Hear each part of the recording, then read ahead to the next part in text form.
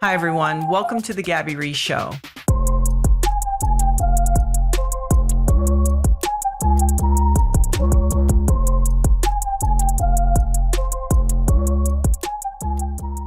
Hi, everyone. Welcome to the show. My guest today is director, producer, filmmaker Louie Schwartzberg. And what I really appreciate about Louie and Louie's story is that he is a person that shows us what it looks like when we truly follow our hearts. As somebody who was at college, slated to go to law school, Louie kind of fell into filmmaking. He had a curiosity for cameras and actually is credited with our modern day time-lapse. In fact, Louie has been shooting flowers opening 24 hours a day for over 35 years. And did you know that you get 5 seconds of footage in 24 hours?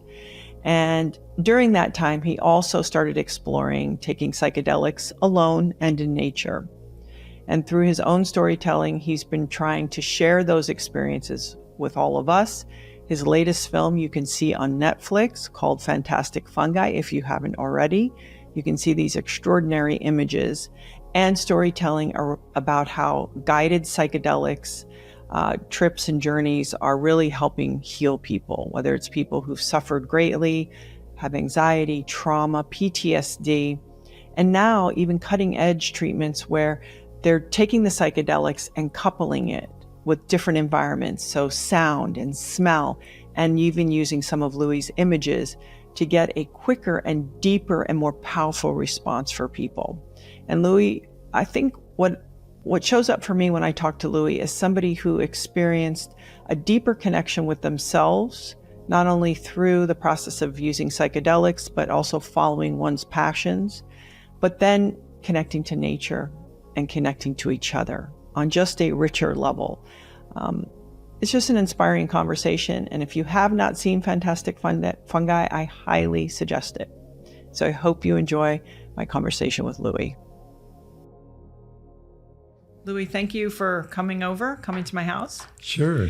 And, I'm really always so interested to dive into topics like this, because on this podcast, my hope is that we take kind of best in class information, but still make it accessible.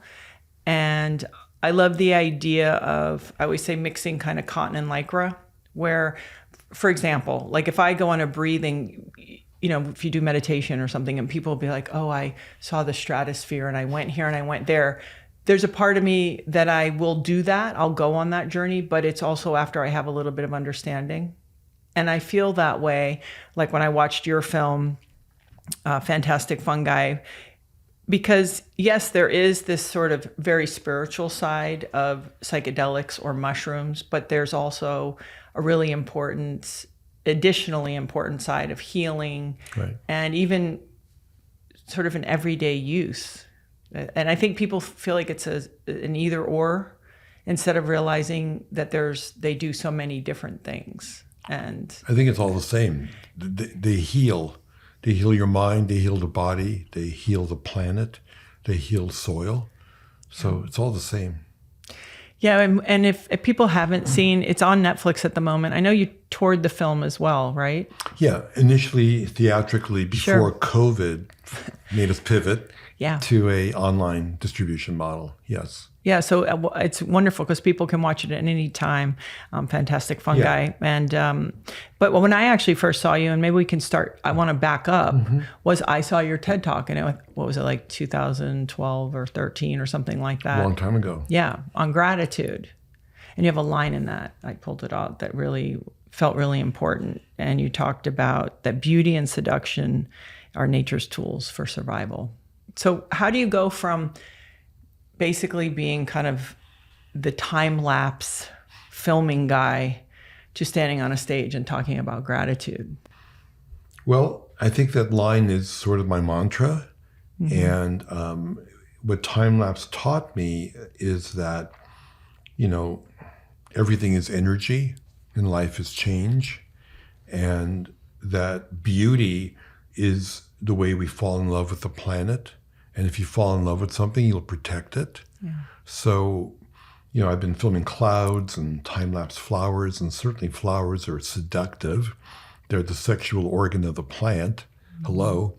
And their aroma, their color, they turn into fruit and nuts and vegetables, all the healthy food we need to eat. How can you not be seduced? When you feel that emotion, how can you not be grateful? How can you not be grateful for that feeling of beauty? And I think beauty is nature's operating instructions that makes life go forward. Not just in terms of reproduction. It's kind of obvious. You can be turned on. Sure. And I think attraction is certainly a beautiful thing, but it also drives pollinators that aren't being necessarily turned on for sexual behavior. I mean, a bee lands on a flower because it wants nectar and pollen to feed its babies. Mm-hmm. And the flower is getting a messenger to move its DNA forward so it can reproduce because it doesn't have legs. So they're not mating, they're not having sexual intercourse. As a matter of fact, they're in different kingdoms. One's a plant, right. One's an animal. They're not getting it on. Right.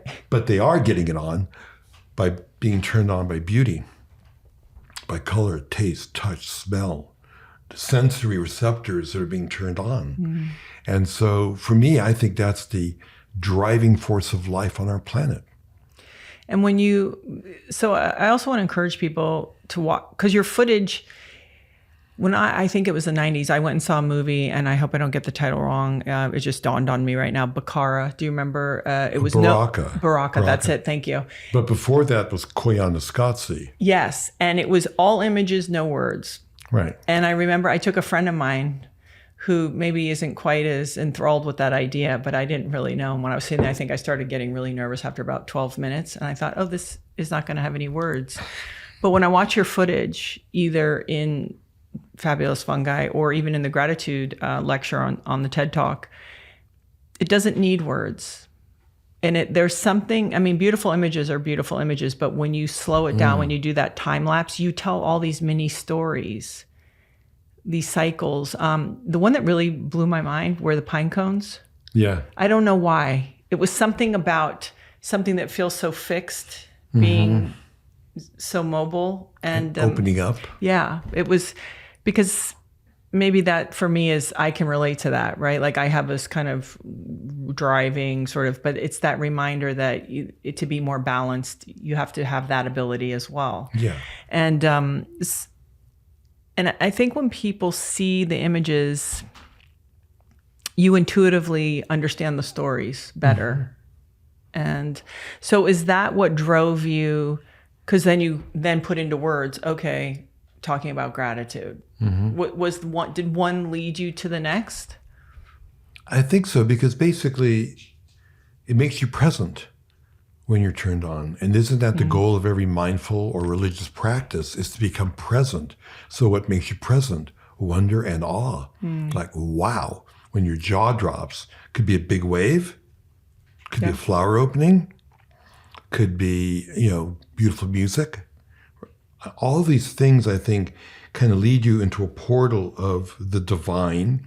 And when that happens, you become very present. And when you become present, then that's sort of the ultimate feeling of bliss. Yeah. And then you're asking me, like, well, then does gratitude follow that? Yeah, it does. Because what else can I do but be grateful? I think I'm done trying to figure out what to call it. Is it God? Is it the universe? Is it this? Is it that? What does all this mean? At some point, I think you just have to kind of let go and soak it up and feel it and stop trying to catalog it, which is what we do all the time. Give it a name as if that means you understand it. Call it God. What does God mean? I don't want to insult anyone who's got a religious practice. Sure. But it doesn't mean you get it. Right. I think for most of us, being in love with the mystery is where it's at. There's something, once we do realize that it's impossible to understand, there's something liberating in that, where you then have the chance to actually see it. It takes a minute, though, I think, because you're having to define everything as you get older, because everything's threatening and scary and new and weird and all of that. So you were a teenager in the 60s, and there was, sort of a rebellious anti-movement at that time, which I think has sort of brought us here in so many ways, whether it's our music or thought, or now even back to researching what psilocybin can do for us, and things like that. I'm just curious, would you call yourself a rebellious teenager? Were you part of all of that when you were growing up? Definitely. I would say it was all about being, challenging authority, status quo. It was at UCLA in 1970, and definitely part of the anti-war demonstrations, which was definitely an unjust war. And the revolution of the sexual revolution, the drug revolution, people of color, women, all of it. Imagine happening within a year. Martin Luther King, Bobby Kennedy, Burn Baby Burn, all that happened, the Chicago riots, all in 1969. So it definitely felt, it was like a pivot, a turning point. That's why I got turned on to photography. I was actually a history major. I was going to ask you, what was the dream as a young man? What were you going to do? The history degree? Were you going to teach history? I was going to fight for social justice, being an environmental lawyer. My parents were Holocaust survivors. So growing up, I always wanted to fight for social or environmental justice. That's still in me. And one way to combat the police brutality, especially against women on campus, was to document it. So I did these photo essays, which is a lot easier than writing a paper. Okay. And that's when I kind of found my voice. I fell in love with being in the darkroom. That led me to filming nature. Nature becomes your greatest teacher, teaches you everything about lighting and composition and color and movement, and led me into filmmaking. And that's the path I've been on ever since. When you think about, because you talk about in '69 all these sort of monumental things happening, I feel like we're in a compressed time, obviously, right now, between COVID and everything, and multiple wars and everything that's happening. So as somebody who has a little more experience, and people talk a lot about something good really can come out of all of this, because I am born in '70, so I'm at the end of a kind of a big cycle. You're beginning, you've seen this cycle. Right. So does this make you hopeful? There's a lot of sadness and destruction happening, but is it the transition in your mind? To something, and now we're trying to figure out our relationship with technology and AI and all this stuff. Right. In your, for you, and even kind of with the relationship with psychedelics, because I feel like that maybe would give one a perspective. How does it land for you? I think we're definitely going through a period of breakdown and breakthrough. And that cycle, by the way, is an astrological cycle as well. It's when Uranus and Pluto are in conjunction with each other. That's what was happening in the late 60s and the early 70s. And typically it's a 60-year cycle, because Rick Tarnas did a book called Changing the Gods. And he goes back and he maps history, Western civilization, in relationship to the planets. And there is a correlation that every 60 years there's like revolution, rebellion, women's suffrage, all these things happen. He goes all the way back to the French Revolution. But whether you believe in that or not, that doesn't matter. What I do know from observing nature, things have to break down for new life to, emerge. And with the mushrooms and fungi, they decompose organic matter. It's not the end of life. It could be the beginning of life. Because unless you have those component parts, the carbon, the nitrogen, for a new baby plant to grow, well, life would be over in one generation, one cycle. So the fossil fuel economy, politics, this sort of kill or be killed macho view of life and business, we need a whole new story that isn't based on survival of the fittest. It should be survival of the kindest. I think the films that I make are more the feminine side of nature. It's about connection, regeneration, symbiosis, rebirth. Wings of Life, Meryl Streep is the voice of the flower, turning bees, bats, hummingbirds, and pollinators to come get her so that life can go forward. and we're the beneficiaries with all the healthy food. Fantastic Fungi, same thing. Yeah. What do plants need? Soil. Where does soil come from? Most people don't know the answer to that. Yeah. Soil is decomposed organic matter for life to go forward. So life is a cycle, and things have to break down for new things to emerge. And we are at that point of breakdown and breakthrough. So you worked on that film for 10 years or Longer. Well, yeah, right. Fantastic Fungi? Yeah. How long? I started it 14 years ago, and part of it was the difficulty of having to either raise money or find someone to fund it. But I kind of made a commitment with Fantastic Fungi that I wouldn't let a Nat Geo or a Disney take control of it, because you get your heart broken in terms of marketing and distribution. The people who greenlight your movie are no longer there, because it takes about 2.5 years. Yeah. And through they've moved on. The musical chairs of Hollywood executives is typically 2 years. Yeah. And so I was committed that with Fantastic Fungi, I didn't want to go through any heartache. Yeah. I'm sure that happened. It happens to a lot of people. No, I'm saying, Look, I think any project because you're not making a project that you're here to entertain people. You're really trying to share, help, support, give real information, and it feels important. Yeah. And I don't think any of us can do that kind of work and not get a little bit heartbroken along the way. I think even more than important, it's survival of the species. Yes. With Wings of Life, it was about colony collapse disorder. Yeah. Even Einstein said, if the bees go, we go. And so to not have my film be released the way it was promised to be released, it's not about money, it's not about ego or credit. It's about, I'm trying to save the planet in my head. Sure. Could be my own ego, but I'm trying to make sure that there is a food supply for people to eat and that life will go forward. That's a big wish. And for that to be blocked is definitely a heartache. Yeah. I think it has to be, though. Meaning, I think it has to be blocked. I don't think you can take on any project. Someone could watch and be like, oh, wow. And there's not heartache. I just don't think it's possible. I think you could make a comic book movie easier than doing something like that. Yeah. So I'm just curious, because time-lapse is interesting. You set everything up.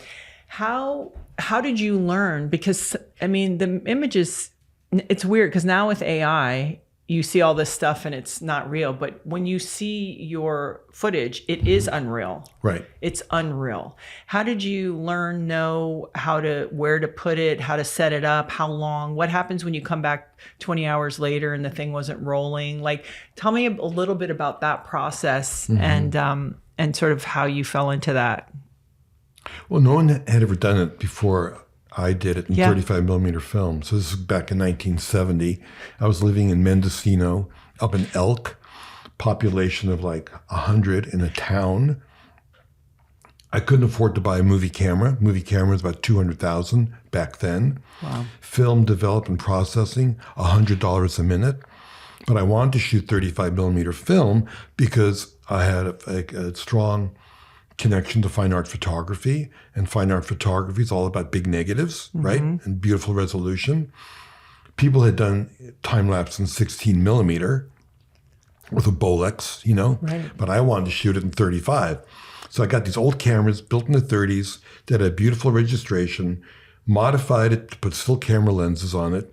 A friend of mine made electric guitars for the Grateful Dead. He built me a battery-powered motor that ran off flashlight batteries, because an animation motor was 20 pounds and was AC. You had to plug it into a wall. Right. That's how you shoot Disney animation. Time-lapse is film shot one frame at a time for your listeners to understand. So how do you shoot one frame at a time with a movie camera? There was nothing you could purchase or rent. So I had to kind of create that. Actually, 20 years later, somebody built a battery-powered DC time-lapse motor and got the Academy Award for technical achievement. But I wasn't making a product to sell. It was just something. Use it. Yeah, for me. Yeah. So that enabled me to shoot stuff where I didn't have much money, but I did have time and a sense of wonder. Yeah. living up in the woods, watching the fog come in and out, looking at the fog like ocean waves that, hit the shore and crash like a big ocean. Wave would crash on the back of a rock. It was so beautiful to watch that, to see that, to kind of see God's vision in a way. And it totally changes your worldview. And not only do you realize that fog is water, but it also, I think, connects to your soul, because every cell in your body is made of water, and the laws of the universe and physics and all of that stuff that's going on in the ocean, this, is going on inside of your body. Sure. Right? Yeah.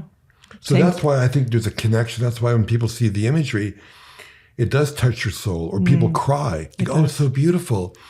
Because I think it's a homecoming that they're seeing something that they become disconnected from for a long time, but they didn't know that. And it feels wonderful to slip into your bed after traveling, right? Yeah. To feel you're home. And I think people feel that because now they're seeing nature in its pure form of energy. Not like, oh, that's Yosemite. Oh, that's Maui. Oh, that's Yellowstone. Right. Oh, that's a rose. What the fuck does that mean? Right. Come on. Do you really get it? And it puts you there. The thing about the time lapse for me is like, it puts you there.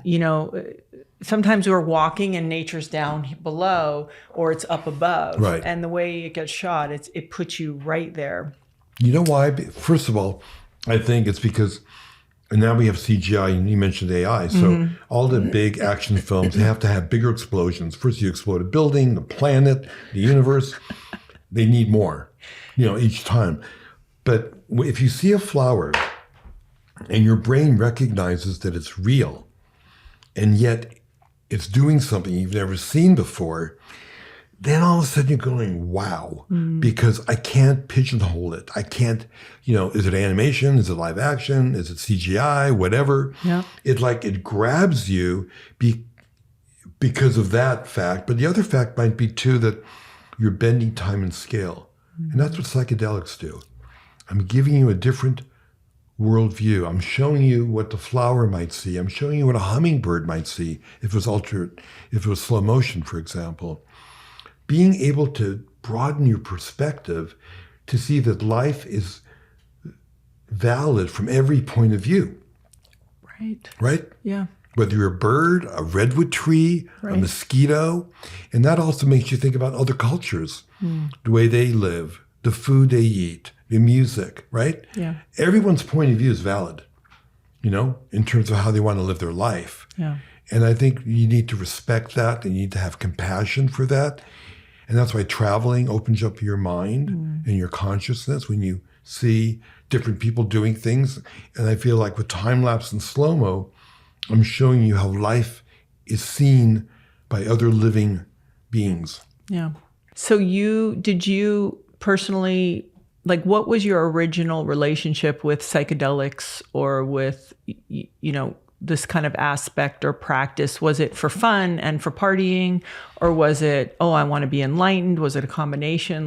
What was your original? My first psychedelic experiences were at UCLA when I was in college. And learn all the good stuff in college, right? Totally. And I think the first time I did it, I hitchhiked up to, I was on the border between, up California, on the border between Oregon and California. And I remember taking this incredible acid trip. I had the ocean in front of me, redwoods behind me, big sand dunes off to the right. And I realized at that point that everything was energy and life is change. It was very clear. Now, I hadn't read that. Nobody was talking about that. The only time anyone used the word energy, we were in an energy crisis, like with gasoline or something. Even in odd license plates. Remember that? Yeah. People talked about the energy crisis. And so I think it definitely influenced all my filmmaking because I wanted to share that vision with people. I want people to see that even the mountains are breathing and are alive. And that the ocean is a spirit and the forest is a community. You see all that, and you want to communicate that. Now, indigenous people have been seeing that and expressing that for a long time. So I definitely did it as as a journey of self-discovery. Yeah. I never did it to party. As a matter of fact, I would hate to do it in a concert surrounded by thousands of people. I think it's too much. Too much. How do I get to the bathroom? What do I do? It's too much energy. I think it's a beautiful way for anyone to have a voyage of self-discovery, to connect with their soul.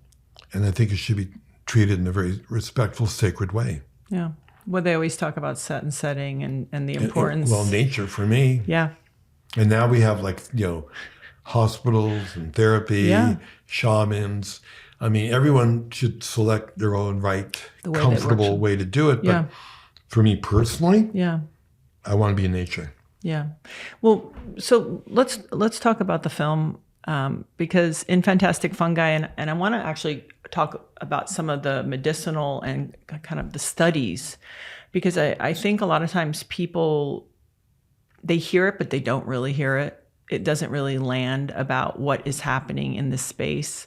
For example, we were talking about they have hospitals. There's a gentleman in there, I think he had prostate cancer. Right. And it's like you're laying down, they put something over your ears, they cover your eyes, there's somebody there. Right. They talk to you prior to, it even is a pill. It's like, it's something synthetic. we're familiar with. Sure. Because even if it's a transition or a bridge, right? Like, okay, you're not sitting at the base of a giant tree eating the real thing. At least it's a step, right? An openness to. Totally. But when you were making the movie, how did you decide, okay, we're going to talk about the enlightened, the spiritual part, like some of the stuff we were just talking about, and then the medical and the emotional, a lot of the benefits for soldiers, PTSD, trauma, anxiety, up to cancers and things like that. Right. What's interesting is in the movie, I don't really ever say it's spiritual, to be honest. You feel it. That's right. But I didn't promote it or sell it or even intuitive. say it. It's intuitive. It is. Because, as we said earlier, that watching time-lapse turns you on in a spiritual way. Mm-hmm. For some people. Maybe not all, but for most people. Okay. But that's great. You know why? Because they figured they were able to discover that on their own. If I said, come to Fantastic Fungi, it is a spiritual journey that's going to turn you on. First of all, a lot of our children would not go. No. They're very skeptical. Some new age bullshit is being, thrown at them. So it was kind of cool that I loved the fact that I could pull the rug on the audience. Mm-hmm. A lot of people thought they were going to watch a cooking show. Come on. I swear to God, there's nothing in the film about food. Think about it. No, except what was the one that tastes like shrimp or lobster? Not lion, turkey. I'm joking, but it's like. But it wasn't really a lot about. Group that gets together. Yeah. That one group that gets together. And they forage. Yes. And they forage. But it wasn't really about the food aspect of mushrooms, which is what most people think. But I want to answer, getting back to the question, which was, I'm sorry. So intuitive, putting in sort of letting it be understood about the spiritual aspects, because it also came from the people that were experiencing it. They were sharing their experience. Yeah.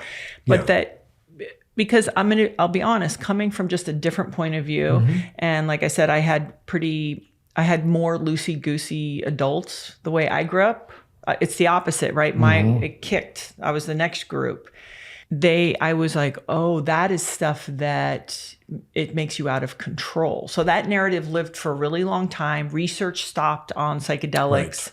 It sort of got revived in 2000 or 99 or something like that. Right. But there was sort of this 30-year stall. Right. And maybe a lot of missed opportunity. But I think what is exciting between what you're doing and Maps and Michael Pollan's book and is from all these different directions is supporting the incredible tool that these organisms are. Right. Like it's, for me, besides the ocean, being this incredible resource, I feel like the magic of mushrooms for real is, it's kind of mind-blowing once you really start to dig into how all the things that they do and can do. Yeah.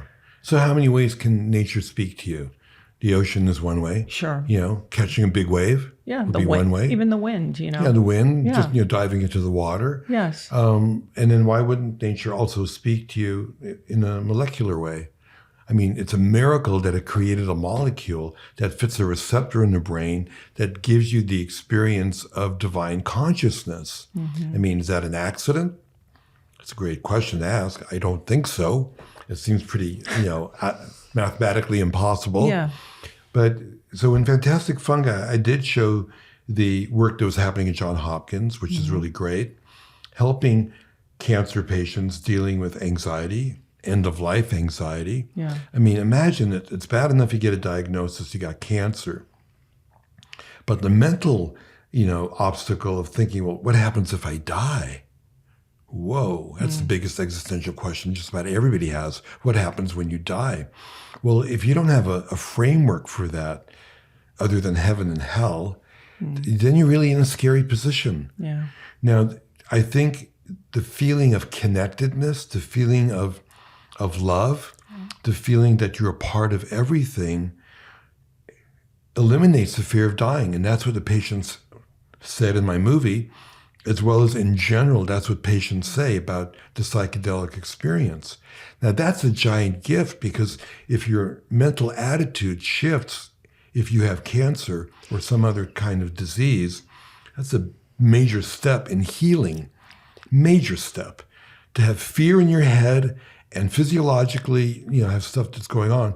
And perhaps, a lot of people do believe that, the fear in your mind can trigger a lot of dis-ease. Yes. Right? Of course. And so there is a connection. Don't be scared to say that here. Okay. Don't be afraid to say that. No, so there is a connection between mind and the body. And so if you can heal the mind, then maybe that's a way to heal the body. And actually the people in my movie that I filmed going back, in 2018, they're still alive. Yeah. And so I think it has a lot to do with the fact that they lost their fear of dying, and they embraced a whole new way of looking at life, of celebrating life, of nurturing every second as being a gift. That is a healthy way to live. Yeah. It's so interesting. After having a lot of these conversations, it always reminds me how our biology at times really is in such kind of conflict with where we're all hoping maybe to evolve to, because there's just sort of kind of some nuts and bolts that our biology does to keep us safe that really can kick our ass on a day-to-day. Yeah. Constantly making narratives and meaning of everything and thinking about the future and pondering the past. And it's like, okay, I get it, because it keeps us like, oh, that's a fire and that thing's coming at me. Right. But how far spiritually, that's the thing to try to transcend, is to really get on top of that and pay attention to that. So can you recall, and I would love to talk about Paul Stamets, like his mom using, was it turkey tail? Yeah. Right? She had cancer. She used turkey, and along with some other drugs as well. Right. So, and for people who don't know him, his work is exceptional. It's amazing. But are there any studies specifically that you can recall that were impressive to you that you got to share in the documentary? Or ones that are coming out now? Maybe stuff has changed and is different? I've got one that you're going to love this. Okay. It just got published in Frontiers of Psychiatry. We did a study here in Santa Monica at St. John's at the Pacific Neuroscience Institute. We were treating patients with alcohol addiction. They were given psilocybin, and they watched my film of rhythms and patterns of nature as they were coming onto the psilocybin. Then they did a typical eye shade thing for 2 or 3 hours with a therapist. And then when they were coming down, I had another film, like kind of a landing film of earthy tones and shafts of light to kind of bring them back to earth a little bit. And the study showed that the combination of my imagery, nature's imagery of rhythms and patterns of nature, not my imagery, nature's imagery, in conjunction with psilocybin was better than the psilocybin by itself. This is a groundbreaking study. It's never been done before. So it showed that cardiovascular markers like heart rate, blood pressure, And the overall effect was much more positive watching nature imagery with psilocybin as opposed to psilocybin by itself. Do you think it's because it directed the mind, but into kind of the right place? Yes. Yes. It made you feel connected. Yes. You saw rhythms and patterns, ocean waves. Look at this thing. Yeah. What is that? I'm looking at the image on your wall Yeah, here. of course. Yeah. And that is a wave, but I could also say it's inside the mitochondria in every cell of my body, of which there's like 30 trillion. Right. Whoa. And there's another 30 trillion of fungi and bacteria in my body. There's about 70 trillion cells in my body. Half of it is me, half of it is other things. Yeah.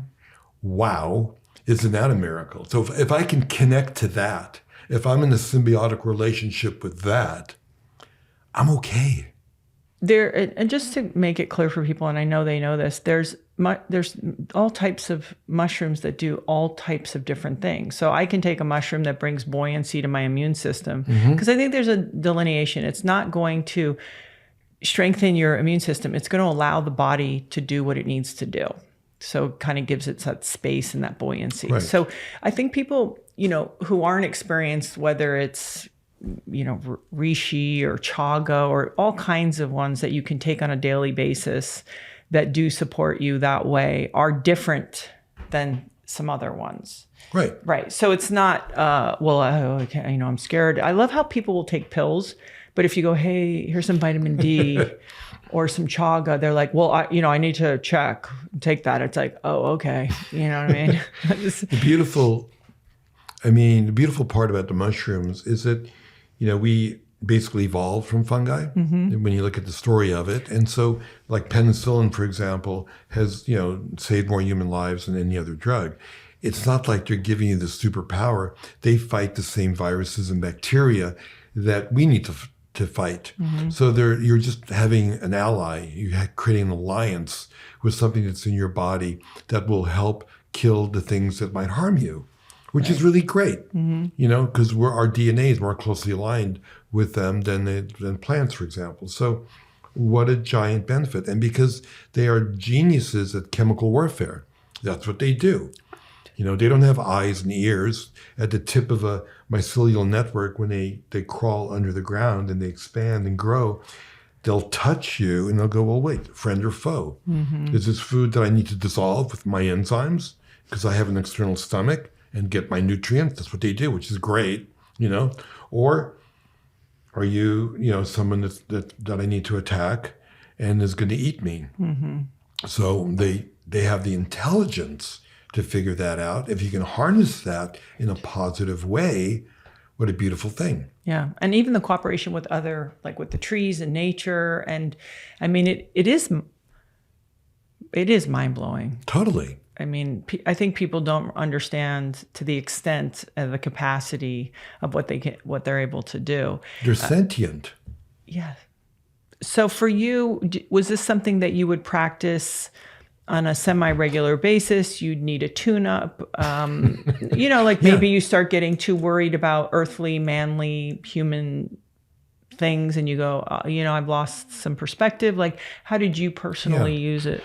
Well, there was when my daughters were growing up, I went probably 15 or 20 years and did not do it. Yeah. From my early college days when I was doing more experimentation and living in the woods, part of the Back to the Land movement. What was that? What was the choice around that? I guess more responsibility when you're a parent. Yes, but there's something, it's interesting because I want to ask you about that, about perspective. Because I don't feel like you need more perspective, better perspective in your life than when you're a parent. Right. So it's an interesting, but you thought, okay, I'm not going to.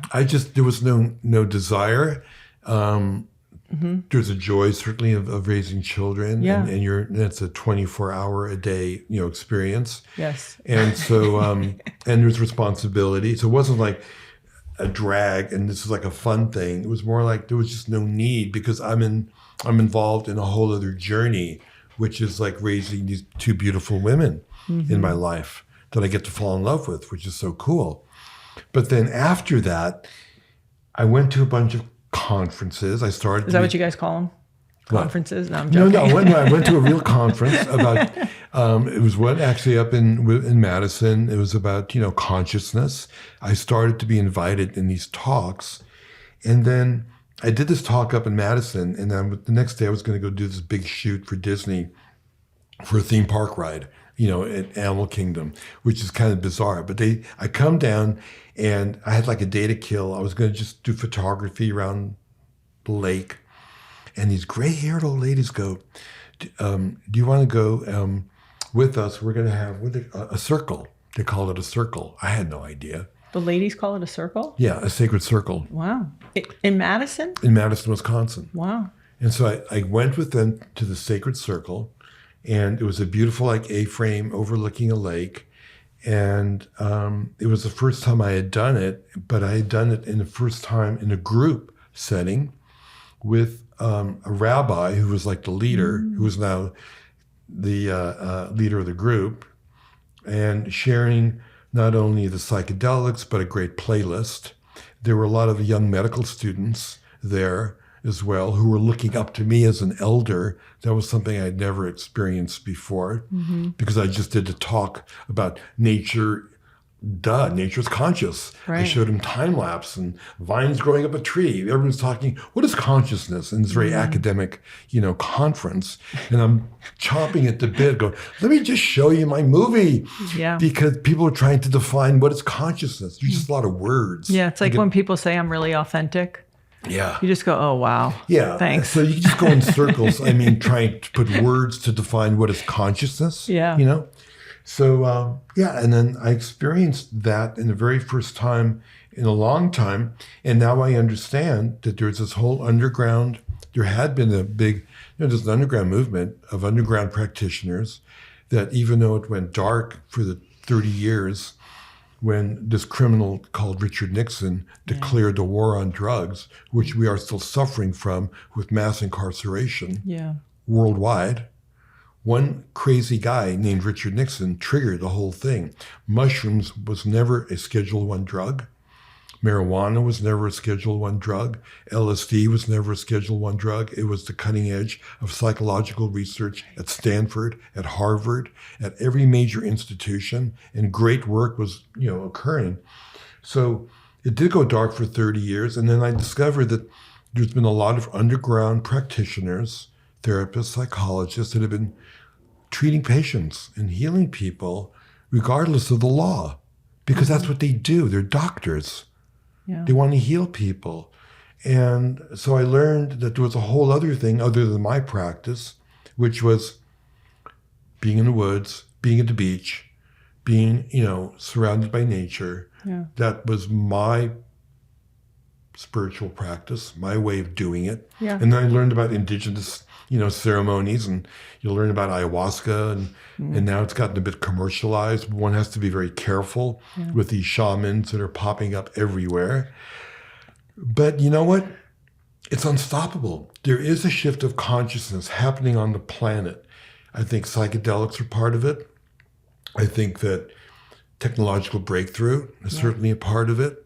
I think we are becoming a little bit more aware and conscious overall. But at the same time, there's always going to be pushback with change. And then we also get the rigid Donald Trumps of the world.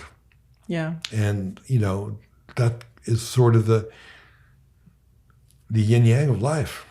Yeah, and I think as you get older, you start to realize you almost have to have it so that you have to keep working in the other direction. I think otherwise, if you struck some place, you wouldn't actually keep moving forward. In a way. You mean having some resistance? Yeah, I think it also reminds you, it's just a reminder of also, oh yes, what am I trying to do? How could I be better? Where should I go? Right. How can I contribute? Whatever that is. So I'm just curious, because maybe somebody's listening to this and they're already in a relationship, let's say, and they haven't incorporated this practice into their life in whichever way it makes them feel comfortable. When you were in a partnership, was she on board with this, or was this like, hey, you have your thing over there? Like, how did it work? Because I hear from a lot of couples that it's important that not that it's identical, but that you're sort of on the same page.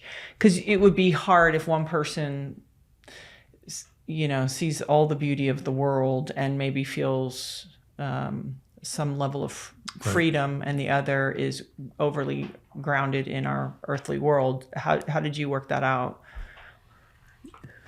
Well, when I started doing it again after my kids were grown, I was in my second relationship, my second marriage, and I would say that both Sarah and I have done it together. But I also think it's important that if you go on a journey together, that you also have enough space between you, because it's only natural that you're going to be worrying about your partner sitting across the room. Is she okay? Yeah. I hear other people throwing up over here. Right. So I think you have to, that's a really tough balancing act. It's nice to do it together. We've done it together in nature, which is a beautiful way to do it. And we've also done one or two situations that's more of a group thing. I personally don't like the group. I see the value of it. It's just like, what do you call it, group counseling and group therapy. Yeah. I mean, people do that. It's really good. It's not my thing. It's not, yeah. Do you like group therapy? Have you ever tried it? I have. Yeah. I've been in forced group therapy. Yeah. I got put into a group therapy with a kid and then other kids and their parents. Oh, that was hammer time. I know. So anyways, it's not for everybody. So everybody should do what they want. But what is important, whether you do it in a group or alone, is the integration. That you reflect on your aha moment. Like if you got some incredible idea, okay, what are you going to do about it? Yeah. How are you going to improve your relationship with your loved ones, your children, your community, the world? You need to do that. And I'll tell you something that's interesting. People said, well, why did you make Gratitude Revealed after Fantastic Fungi? Like, what's the connection? And I never thought about it until after the film was finished. And I realized that Gratitude Revealed is the integration. If Fantastic Fungi was learning about this incredible, shared economy, the mycelial network, which is a shared economy under the ground where nutrients are shared without greed for ecosystems to flourish. What a beautiful model, right? Yeah. Once you learn that and you see it and you get it, what are you going to do about it? Are you going to take that wisdom from below the ground, above the ground? Are you going to try to figure out how to implement that kind of shared economy where everybody does well together for life to flourish, where there isn't greed? You need to implement that.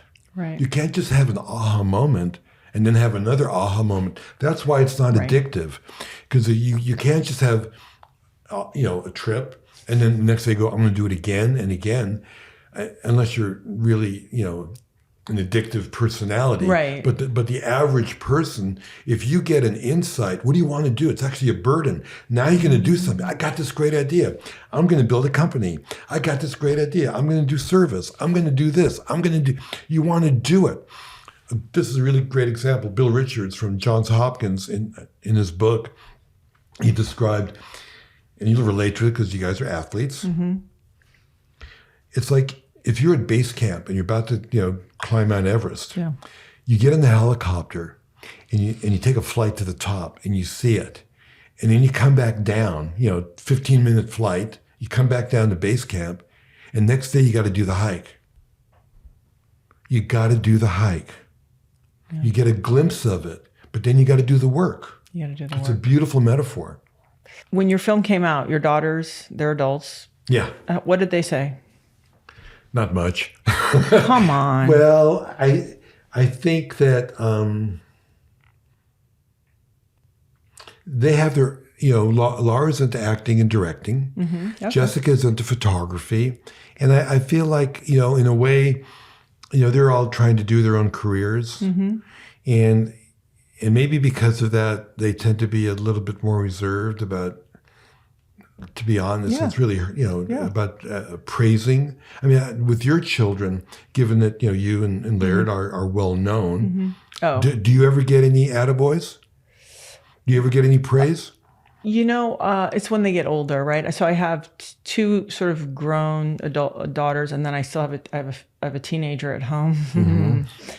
I get, I appreciate the way you handle that. Like I'll get some of those, But if you get like an award or if you get like an Oh, acclaim, yeah, no, I'm their mom. Like, big deal. Like, Right. so I think once in a while they're like, oh yeah, I have to. Sometimes I'll talk to them about something, and I have to be like, I have to almost remind them, like, I kind of spend a lot of time in sports or competing, and they're like, oh yeah. So I get it.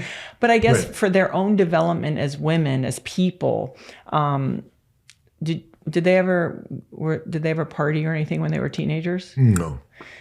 How'd you get off the hook on that? Well, maybe they did at college and I wasn't there. Yeah, but they're young adults at that point. But did Yeah. you ever, was there ever a conversation around, hey, if you're ever going to try something like that, I'd like to help you and you should do this safely? I think maybe they were like you in that they knew that I experimented and therefore they didn't want to hear my stories about what I did, because I didn't talk about it. But then when they were older, I was happy to talk about it. Yeah. But they didn't really want to know what I did. It's almost like you don't want to know that your parents have sex. Yeah, of course. That you're like a person, a separate person. I'm just curious maybe how, though, it informed your experience as a parent, as a dad.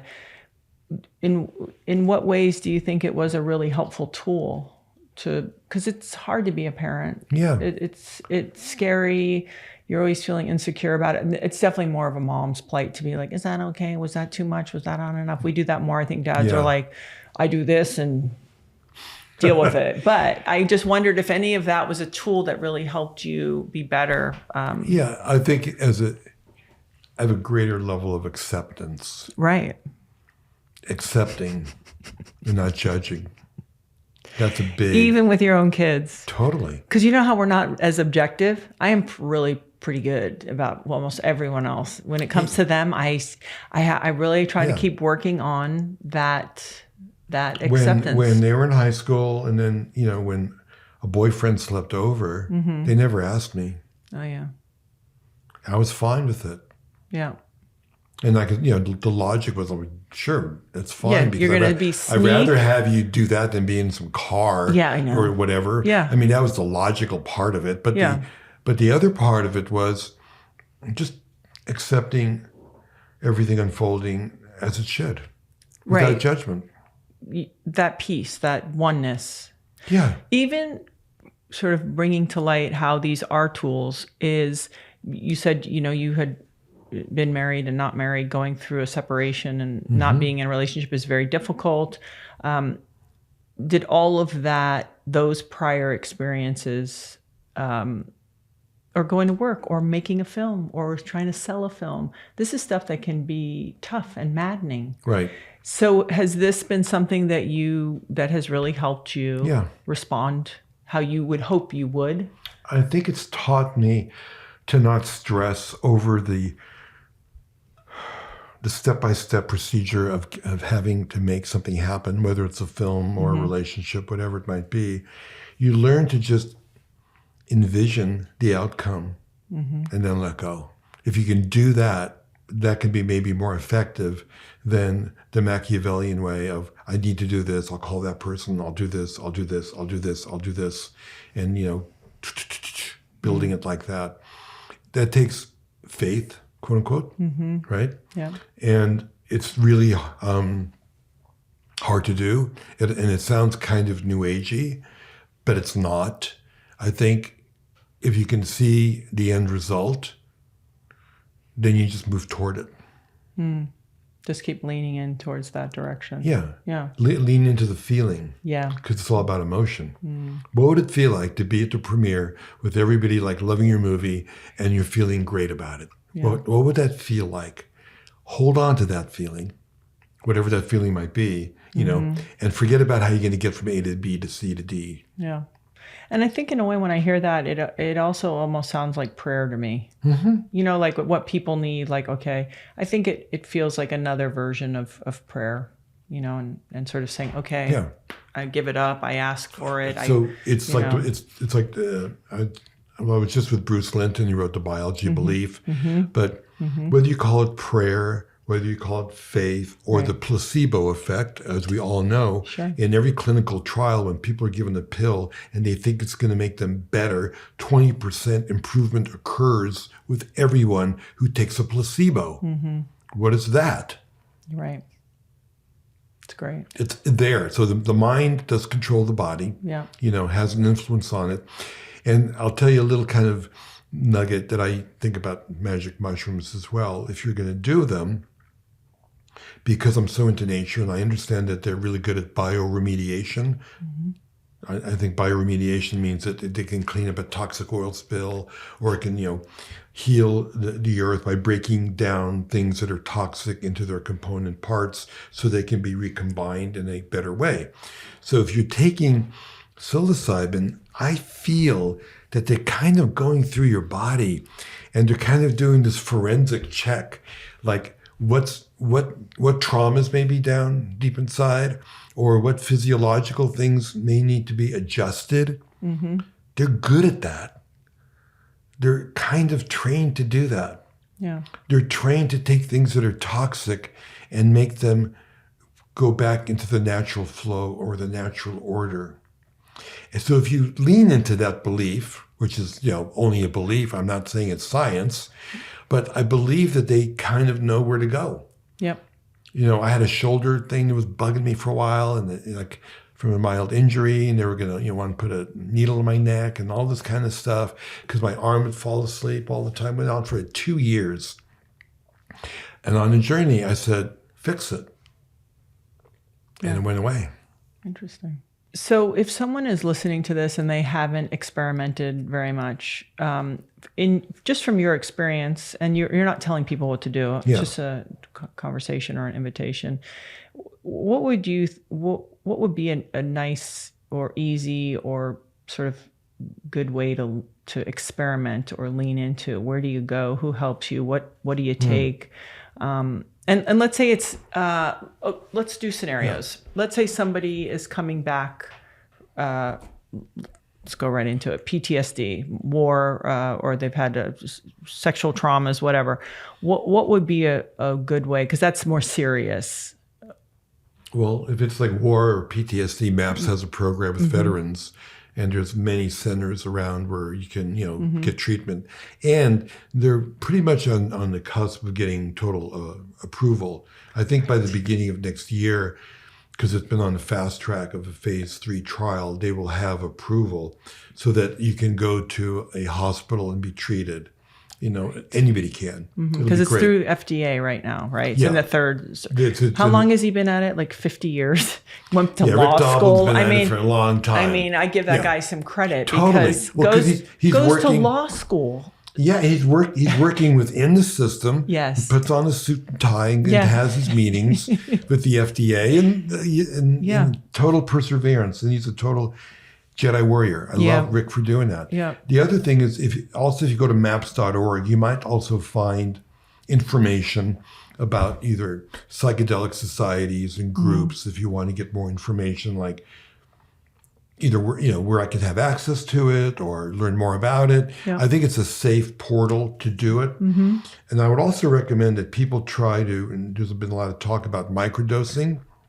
So, a microdose is like taking 1/12 of a regular dose. Right. And all you're getting is a tiny shift of mood, but at least you're kind of getting a tiny bit of the flavor of what it might be like. And then you might go, okay, I think I'll double that dose. So now I'm taking 1/6 of an experience. And you can lean into that a little bit. It's almost like putting your toe in the water before you dive into the pool and kind of gauging the temperature. That's sort of a nice, gentle way to do it. It's not the way I ever did it. But now that microdosing seems to be the rage in Silicon Valley, which is weird because they're using it to make better software and i.e. more money. It's not a sacred journey. It's being used for what I consider the opposite, which is, how to make, how to be a capitalist. Yeah, but maybe, hopefully.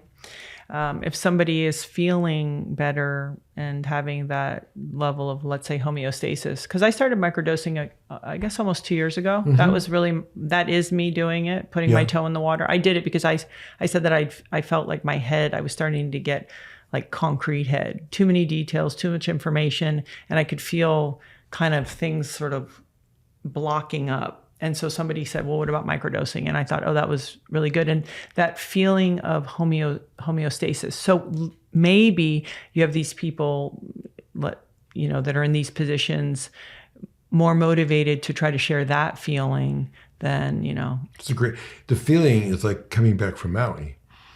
Yeah.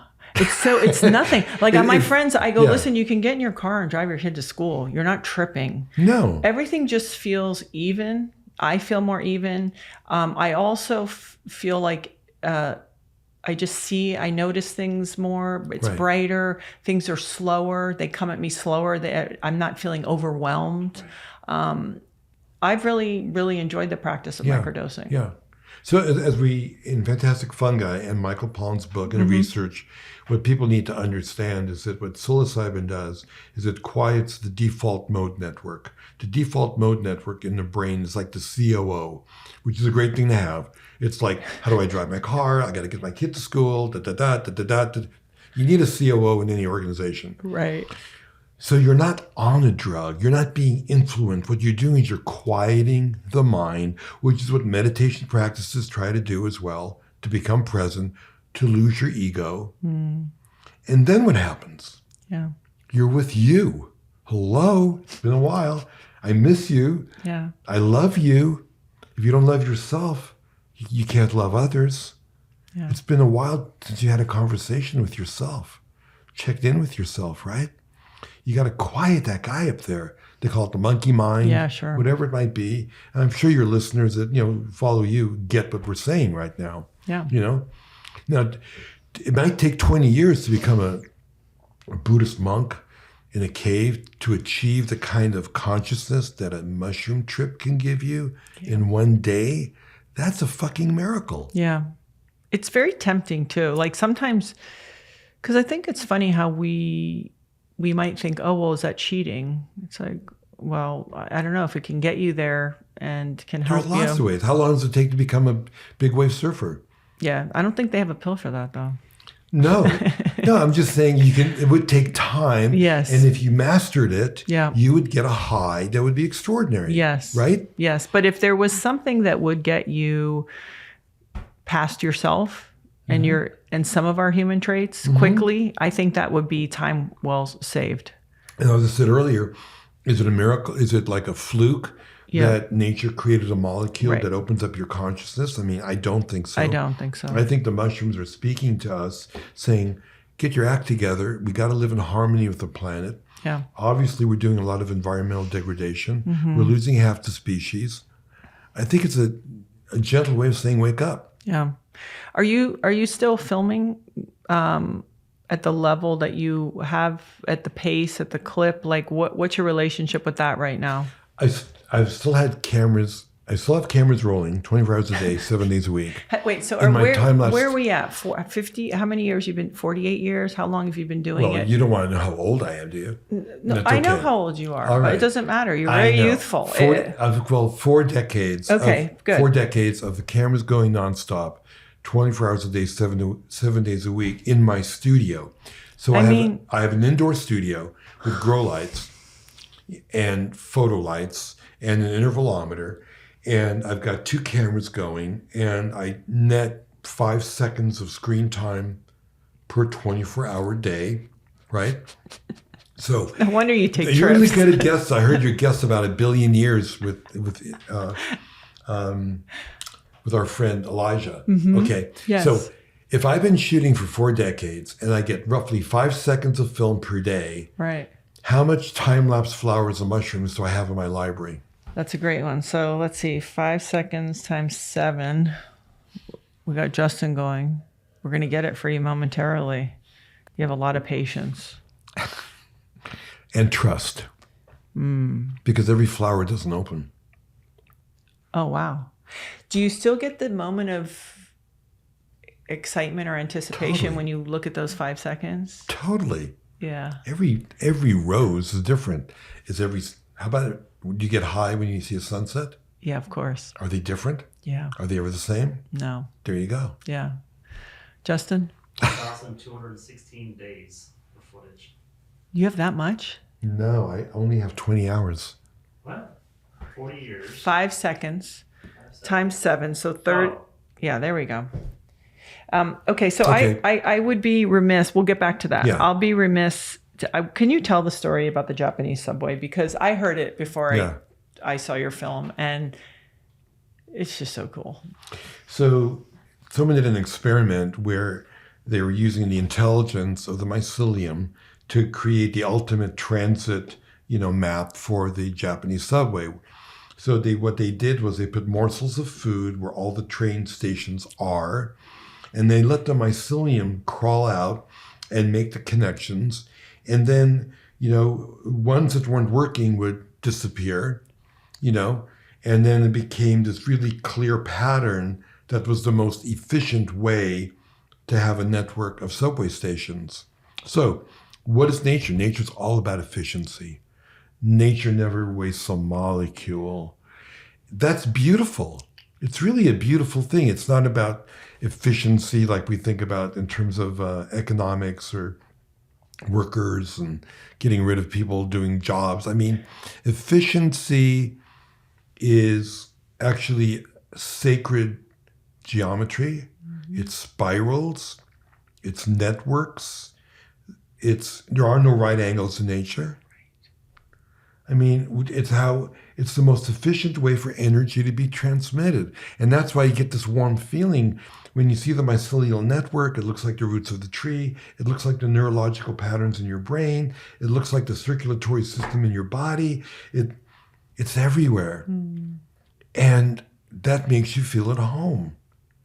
And that there is some kind of grand, universal, maybe intelligence or consciousness. And we all want to feel that, that there's something that is sort of, other than the Bible, that is guiding a certain order. And when you feel it, then you lose your fear of dying. Yeah. 40 years got squeezed into 20 hours, roughly. Yeah. And so that's compressed energy. And then if I told you, we were talking about comparing like a meditative practice. If I said, I want you to, stare at a rose for, 2 days, and don't take your eyes off the rose because it's going to open, okay? Yeah. And don't eat and don't pee. I just want you to focus on that rose. Well, you wouldn't be able to do that, but I can show you what that looks like. Yeah. Now, maybe some evolved Buddhist yogi could stare at that fast, not go to the bathroom, and do it. Yeah, but they're the person who needs to do it least. If Right. they could do it, they don't need to do it. Right, but so I guess so it's not a cheat. I'm showing you little gems of wisdom that I can share with you that you can't do on your own. For example, when you're the GoPro on a giant big wave, how cool is that? Yeah. How cool is it to hang out with a whale underwater? Most people can't do that. Right. Do you want to experience that? Yeah. Absolutely. As a matter of fact, it's better watching it in 4K on a beautiful screen with music than like dealing with the Scooby gear. Get on the boat and go and then there. getting all fog and wondering if you're going to die. Why? It's different. Yeah. But it's valid. So Yeah. I'm bringing that energy actually into healthcare. We have it now at UCLA when people are doing dialysis. I have it at UCSD on the oncology unit. I'm bringing it, but this is like without psilocybin. Yeah, sure. So are they going through their regular treatments and sitting there and then watching these images? Wow. Because it's medicine. Yeah, it is. It's medicine. We have healing modalities for every sensory receptor except vision. Okay, you got massage for touch, aromatherapy for smell, music for hearing, healthy food for taste. If I say vision, what would you prescribe? Yeah. Only something, like you said, like a sunset or something. But there's no like healing thing No. where you can go and say, I need this, or I can buy that, or I can sign up for this.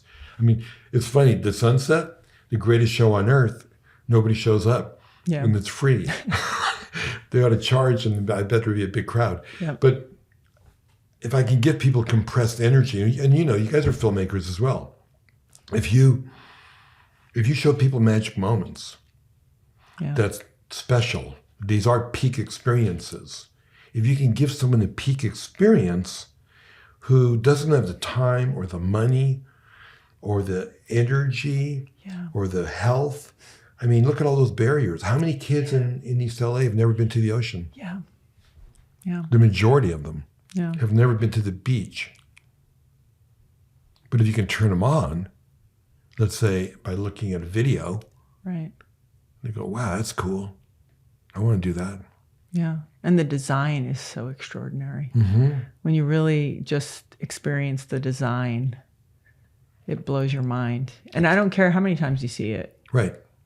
It's astounding. Yeah, because you're looking in a mirror into yourself. Can we just go back a little bit to the medical? Because that part, I think, is sort of, I hate to say it, but, and, you know, the money part aspect of care and things like that. But, you know, we've talked about the mental health, emotional, but there are cancers and sort of a lot of things that are starting to get integrated now with this modality. With psilocybin or visual healing? I call it visual healing. Well, with both. Yeah. So, I mean, psilocybin, it's like really moving into these areas of medical practices.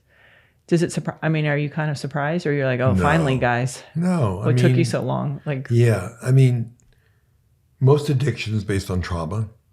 And if you have, you know, trauma that's buried, it triggers disease as well. So that's a giant thing right there. It's not like the psilocybin can, you know, cures you or treats you physiologically. No, it's definitely in a way to ease the mind or to get rid of a buried trauma, which is constantly keeping you from being your best self. Mm-hmm. And you see a lot of stuff, and your film has this too, with dementia and Alzheimer's and things like that, which I think a lot of people worry about. Yeah, I mean, there's a study at Yale that showed that psilocybin given to mice helped with neurogenesis. That means growing new nerve cells in your brain. And as we get older, they diminish in terms of, you know, the brain cells in your... So that is encouraging. Yeah. You know, I mean, wow, we just need to really, you know, do more research and really figure out how to do that. Is there anything on the horizon? We talked about maps in the psychedelic space specifically that you're also sort of really excited about? Yeah, I think immersive experiences is what people want, you know? And I also would qualify that people want an immersive experience that'll change your life. I mean, a roller coaster ride is an immersive experience, but I think we want to do things. So even like if you look at the, you know, travel industry and wellness, people used to just sit around the pool and drink, you know, pina coladas. But the younger generation, they're more into like experiences and learning about things, which is really beautiful. So what I love is this whole idea of large scale projections and virtual experiences. I'm actually consulting with Madison Square Garden. They built a Sphere in Vegas. Yeah. That's it's a extraordinary 3-acre LED screen, which means we have to figure out how to shoot cameras in 16K. That's 4 times 4K, which is what the modern TVs are about. And Can you convert anything that you've already shot to that? Is that possible? A little bit. Given how long it takes, or it's not quite the same? No, but what my approach to that would be, I would create surrealism. In other words, I would say, here's a 4K flower and a 4K ocean wave and a 4K desert. And I would do like a dolly thing, and I would, you know, create like a collage, which would be really trippy to do. But I think that, you know, when you look at the Sphere, and U2 just, you know, had a concert there. So you got Bono, who looks like probably an ant. Yeah. And what are people going wow over? 180-degree view of a 3-acre LED wall. Also, I was recently at Tomorrowland, which is like the largest music festival on the planet of electronic media music. And I did a presentation in front of a 130-foot wide by 40-foot tall LED screen. And we had dancers on stage. And that was in front of a crowd of like 9,000 young people in Belgium. And so I love the idea that I'm turning young people on to nature in a cool way that's different. I mean, the imagery that I show, I do a lot of like mandalas and a little bit of, layering with my imagery. And some of it is like straightforward, like slow-mo ocean wave crash or a flower opening. But they're getting turned on with really cool music. And that's what I mean earlier about beauty's nature is tool for survival because we protect what we love. I want to be able to go to a festival like that and not have it be strobe lights and flashing lights and pounding music. It could be something different. Yeah. Well, and that's part of that transition too. Yeah. Right. We have all this technology, which we know the ways that it's hard on us, but here's an opportunity for it to really, to bring us into, it's where we're going to use technology to bring us into nature, but it is that way. So what inspired you to do Gratitude Revealed, your guided journal? Like, I think that, as I said earlier, because my parents were, Holocaust survivors, I love telling stories of people who have love and joy in their life, who have overcome adversity. Instead of feeling, completely like a victim and throwing in the towel. Those are heroic stories. And so the fact that my parents, raised me with a lot of love and joy are the stories I love to tell. And you find the same stories in nature. Plant doesn't get watered. It's really resilient. Fucking bounces back when you give it some water. I mean, that thing of adversity, every time I see like a blade of grass and a crack in the sidewalk, you go, wow, look at that guy, right? Yeah, totally. And look at the big wave surfers. I keep on talking about big wave because you got this gorgeous big wave image over here. Resilience. And resilience, they found out in science, is one of the benefits of practicing gratitude. That people who practice gratitude bounce back from mishaps a lot faster. Somebody rear-ended you. Yeah. For some people, that could be a week of kibitzing. Yep. Or it could, for some people, it's like, okay. Thank God it wasn't worse. I'm so fortunate. Yeah, a couple of hours of like, whatever, insurance will take care of it. Moving on. Maybe it protected me from something else that I wasn't supposed to go down the road on. Exactly. Yeah. Exactly. So resilience is really important. And that's what, at the Greater Good Science Center at UC Berkeley, they've done these studies with people. It's one of the benefits. So now, it's actually a revelation I'm having right now. With my parents, inspired me to tell stories about people who overcome adversity, but love life. And the benefits of that is resilience. Then I guess that's why I wanted to make the movie. Yeah. That's all right, being in the flow. Yeah, being in the flow. Laird and I talk about that. Like he talks about surfing, but he's like, it's really the flow. It's that, I love the ocean, I love the waves, the excitement, but because it is the flow, he's like, that is what you're looking for. I learned something interesting from Stephen Kotler about flow state, which is years and years ago, he interviewed Laird to talk about flow state. And Laird said, it is and you are, and that's that. And Stephen was like, oh, okay, well, that's boy genius. It's what was that boy again? Genius, Yeah. Thanks, Laird, Yeah. But he said that he learned later that everything in life is different and changing except flow. Flow is always the same. When you go there and you're in it, it is the same. And so I think a lot of people don't get that opportunity. And even if your films bring a version of that, that's also probably a really powerful part of it. In wrapping this up, I just want to revisit, because I really am, I think after living so long in this notion of performance, you realize that if we can feel good and be kind and help each other and, sort of not need a lot more, we don't need tons more. Yeah. When enough is good and things like that, and we can love each other and have connections, that I go, oh, we're starting to get into performance. And even when you talk about your gratitude revealed, it's like, yeah, what are you going to do about it? You can have all the information in the world, and I always say, that's amazing. What's your practice? Mm-hmm. You got to put it in play, because everybody has all the information now. I do love the idea, and maybe it's because I think it is part of our future that is part of our past, which is bringing these practices into our medical system. Mm-hmm. And so before we wrap this up, I was just wondering, we talked about maps. If there's anything else sort of on that side that really you think, oh, they're really doing some interesting clinical trials or some experimenting that feels important? I think the clinical trials that I'm engaged with is what I'm really excited about. Great. I mean, Yeah. So we have a brand new one starting at UCSF. Okay. Okay. It's at the Neuroscape Lab, probably the most advanced technologically data recording place in the world, certainly in America.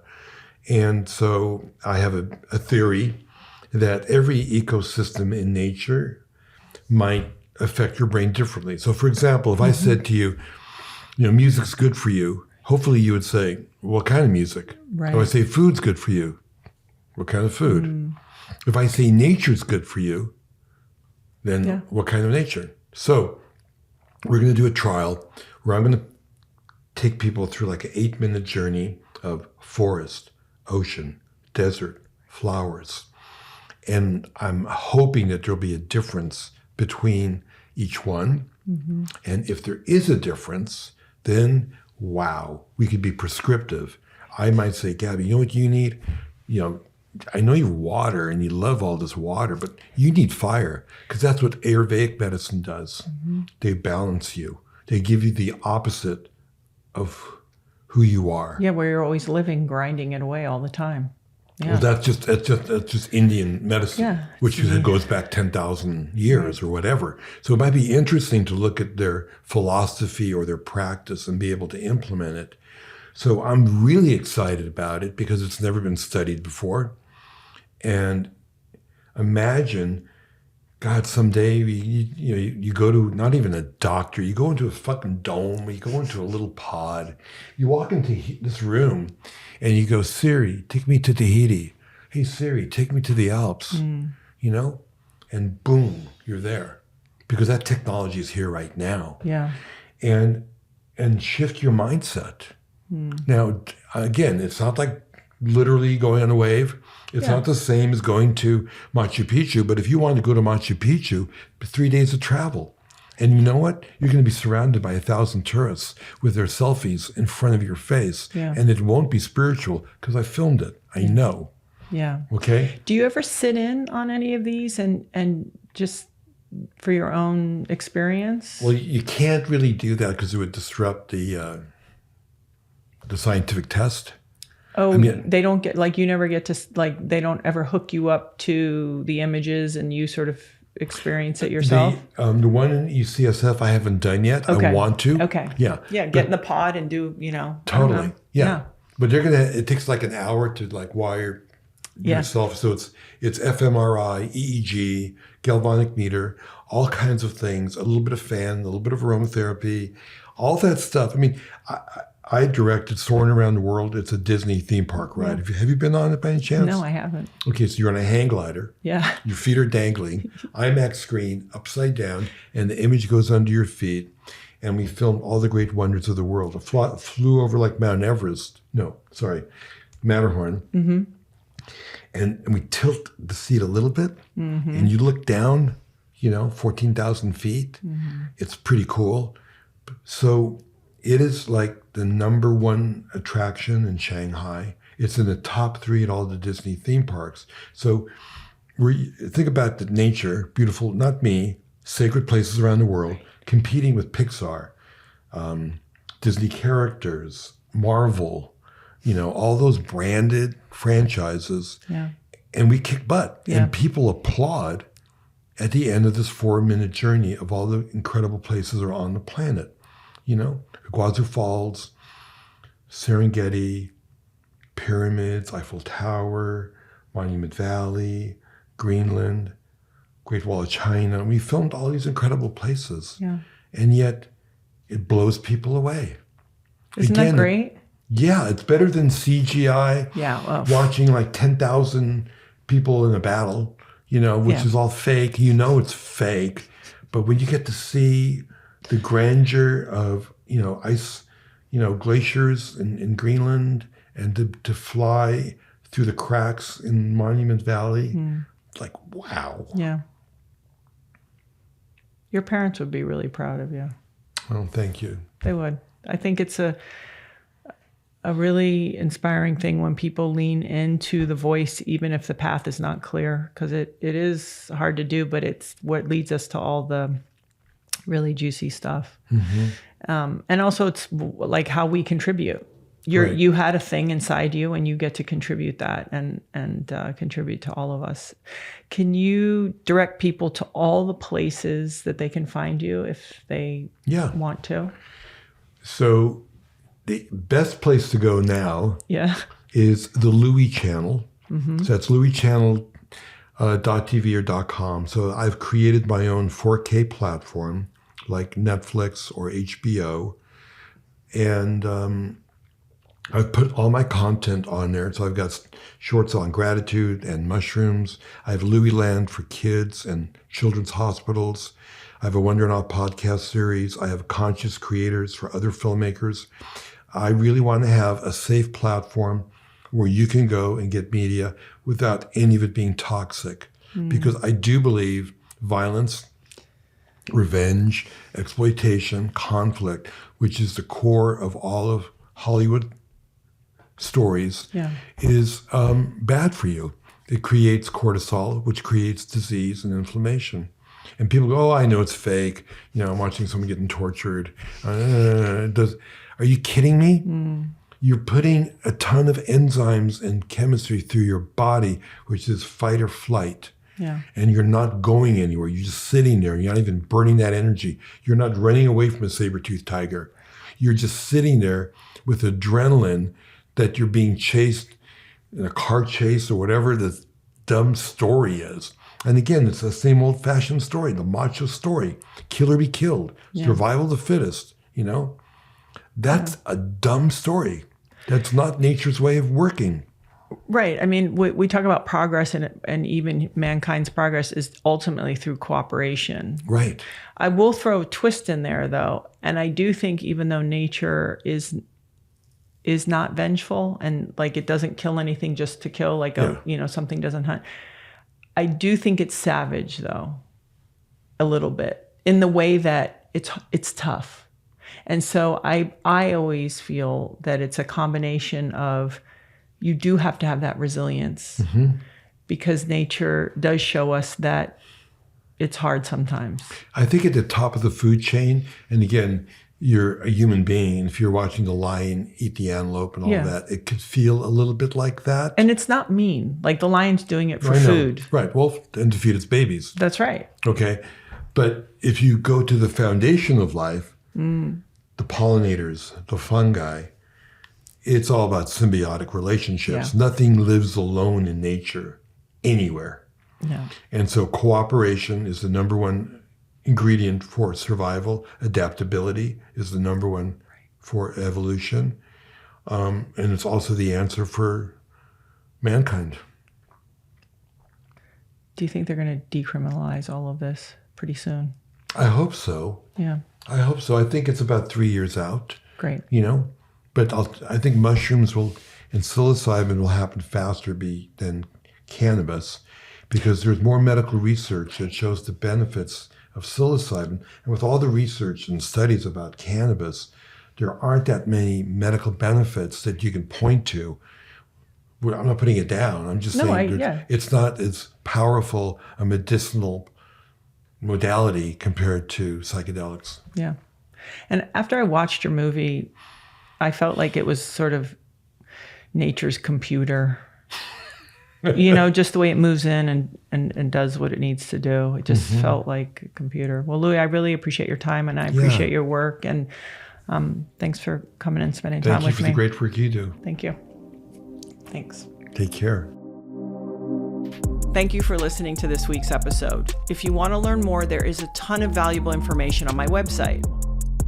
All you have to do is go to GabrielleReece.com or head to the episode show notes to find a full breakdown with helpful links to studies, research, books, podcasts, and so much more.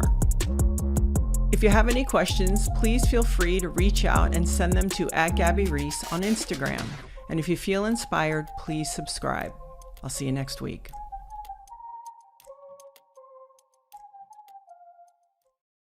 This podcast is brought to you by Laird Superfood. In 2015, Laird Superfood was created, but it was really actually created in my kitchen by my husband, Laird. And he was always experimenting with coffees and other ingredients for performance. And lo and behold, Laird Superfood was born. And we have beautiful coffees and creamers and protein bars and other things. But one of the things I'm very excited about is our new greens product. A lot of Americans are not getting enough fruits and vegetables. Something like 85% are not getting enough vegetables and 80% are not getting enough fruit. And we need fiber. So for me personally, I'm always trying to encourage people, and I know this is Laird's philosophy as well, is real food, right? Let's try to get as much of the good stuff, the minerals, the nutrients, the macro, the micronutrients from real food. But it's hard to do. Our soil's different. People are busy. Maybe you don't know what you're getting at your grocery store. So this is a way to get it done and bridge some of those nutritional gaps. And what I also really appreciate about it, besides that it tastes good, I just do it in water first thing in the morning, then I'm done. And then I actually go and have my coffee after. But we use upcycled fruits and veggies, so things that won't go to waste. Maybe they're not really pretty, so we use them in our fruits and veggies. We use no fillers. So your body actually knows what to do with the ingredients. They know how to absorb it. There's fiber. And also, we never use any artificial or natural flavors. This is something that is harder than people realize, because to amplify flavors, a lot of times even, using natural flavors is the way to do it. So I'm excited to share with you. And if you'd like to try it out, all you have to do is go to lairdsuperfood.com. And if you punch in the code Gabby, Gabby 20, you will receive 20% off.